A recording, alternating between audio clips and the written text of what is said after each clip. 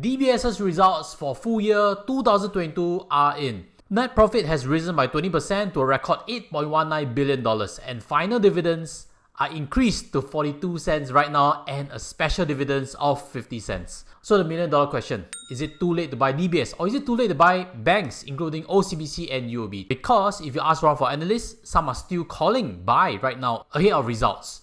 So if you're curious to find out, continue watching on.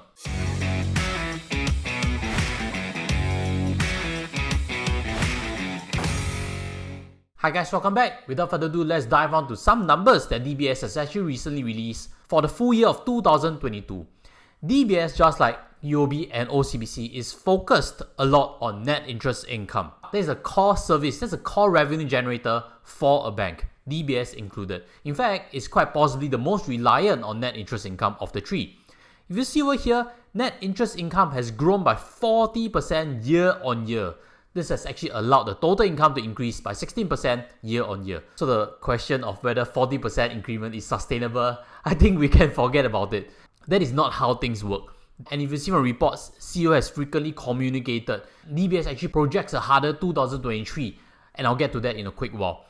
This 40% year-on-year growth of net interest income has actually glossed over the 12% drop in net fee and commission income. So it shows that DBS actually relies 2/3 on net interest income. So how to understand net interest income? There's this particular term that you know, which is net interest margin. You know, a bank, it borrows from us monies, correct, when we deposit monies there. And then what they do is they turn around and loan for housing loans or corporate loans where companies need monies to function in their businesses. So fourth quarter has actually seen a big jump in net interest margins, which means that banks, when they pay us more when we deposit to, for example, DBS multiplier account, what they do is they turn around and charge even more to corporates and mortgage loans. What we can see as a group is that for fourth quarter 2022, net interest margin has actually risen to 2.05%. But take note again, CEO has communicated before that net interest margin is expected to reach 2.25% by mid-2023, which means some room for further growth. And that's with the assumption that Fed rates would peak at 4.75%. Now, I think market consensus is 4.75% or slightly higher. It could even reach 5 or 5.25% as of this time, because inflation numbers are still looking pretty sticky. But there's two parts actually to understanding interest income. First is the margin. Second is the loan volume, correct? DBS has actually shared the loans growth has started to slow, and this is what CEO has actually shared. I had actually guided at the end of the third quarter that the loans might come off in the fourth quarter. We'd already started seeing it. And the reason for that is quite simple, that if you have to pay based on a 4.5% interest rate, then you find ways to pay down your loans or find cheaper sources of borrowing. The other thing that happened in some cases, especially our Chinese customers, they found it cheaper to borrow onshore instead of borrowing offshore because the onshore rates are cheaper. Okay, so what can we learn? That when loan cost goes up, companies that actually have some net cash will actually use it to repay off that loan. That's why the loan volume has actually shrunk. Within China, onshore rates are actually lower right now than offshore rates.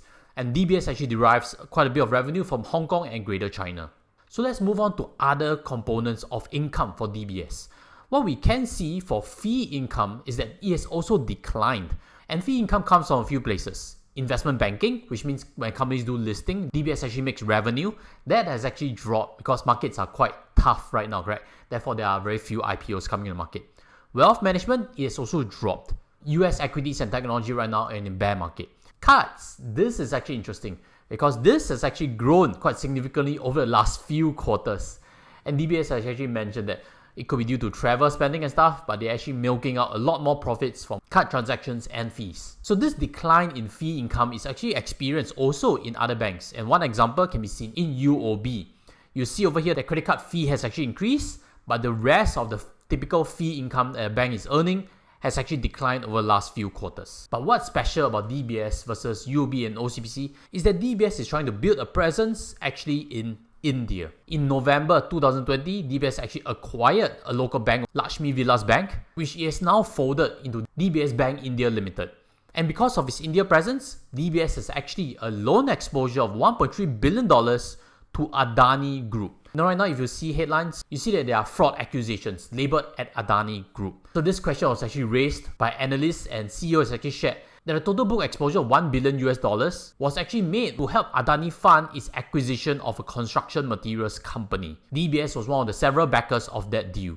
And CEO PH Gupta has actually shared that these companies are cash generating and is not too concerned about loan defaults. We'll see with time whether that impacts DBS's books or not, but in any case, this is now just an accusation.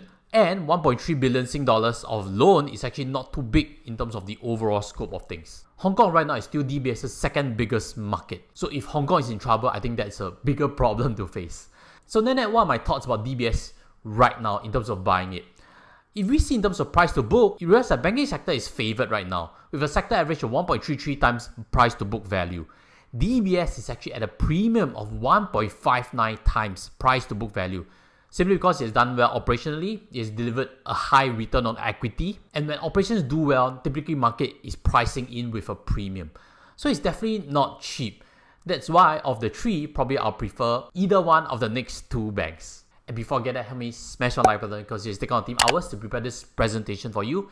And hopefully it can help you in your investment journey as to what to target in terms of adding into your dividend portfolio. Now let's move briefly to UOB and OCBC, who have yet to release their results as of this point of filming. Although again, the analysts are calling OCBC's profit to exceed estimates.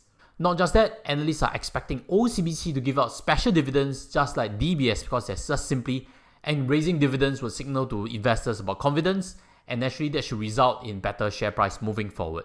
To share a bit with you, OCBC actually derives a bit more from life insurance than the other two banks, simply because it owns Great Eastern. You see over here that Great Eastern actually contributes about 10% of total income, but the profits from life insurance have actually dropped on a quarter-to-quarter basis. I'm in the insurance industry. I can share that annuity plans and retirement plans are a bit harder to sell right now unless a customer is really focused for long term, because right now fixed deposit rates are just 3-4%. It's not easy to communicate the value of long-term savings in current environment. If we see in terms of net interest margin, OCBC actually derives the highest net interest margin of the three banks at 2.06%. DBS is actually the lowest for third quarter 2022.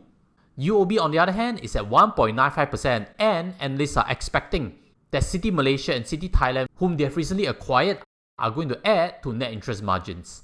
And that's why we'll move on next to UOB. UOB is a bit different from OCBC and DBS. It focuses a bit more on ASEAN. If you see over here, you realize that Southeast Asia contribution comes also from Malaysia, Thailand, and Indonesia. Of course, the acquisition of Citibank Taiwan will start to add in, and then will further tilt its exposure to become more regional. Of the three banks, my gut feeling is still that UOB offers the most value right now. If you see in terms of year-to-date share price performance, it's the only one in negative. It's dropped a bit more from its all-time high. And if we look in terms of the 5-year price, it's actually still hovering close to its 2018 peak. And UOB is about to add its acquisition of Citibank Malaysia and Thailand into its overall portfolio. It does not have any exposure to Taiwan. It does not have any exposure to India. And as of right now, if you see in terms of price to book, it still sits slightly below the higher limit at a price to book of 1.27 times right now.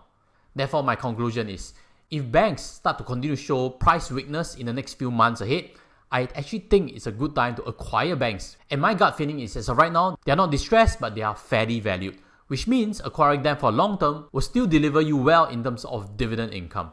UOB right now pays a quarterly dividend of 30 cents, and there's every possibility that they could inch this up slightly further, just like DBS, which means a dividend yield of more than 4%. Not just that, global interest costs is not going back down to 1% like the good old days. This dividend is likely sustainable. Hopefully you agree with my conclusions, and as always, if you like content like this that shares with you on dividend portfolios and investments, smash the like button. And stay tuned to a subsequent tutorial because I've sold my HDB flat. I'm using those proceeds to buy Singapore and Asian equities. So if you're curious, smash the subscribe and get notified when that video is released. To introduce you to some of my previous tutorials that states on top 10 dividend stocks. I don't know if you've seen it already or not. I think it's an interesting perspective to add on further to this discussion.